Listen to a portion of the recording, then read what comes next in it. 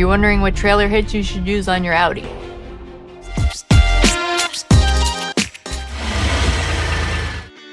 Heather at Reflex Tuning here in Hooksett, New Hampshire. This week we installed a trailer hitch on a 2024 Audi Q5. We used the factory Audi trailer hitch kit, which is what we recommend.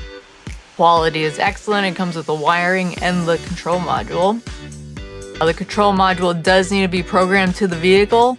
We do have the dealer capabilities with our Otis scan tool to program the control module so all functions will work as intended. After we test fit the trailer hitch, we took it back off and matte undercoated it with the NHOU hybrid undercoating. That's a coating that we use on new parts and, the full chassis of the vehicle. Here in New England, in New Hampshire, everything gets very rusty very quickly, so anything you can do to prevent this from happening, you gotta do it. So if you're thinking of a trailer hitch install on your Audi, please give us a call. Also keep in mind, not all Audis or Volkswagens for that matter are able to tow a certain amount. So just check your owner's manual, or you can look it up online what the towing capacity is.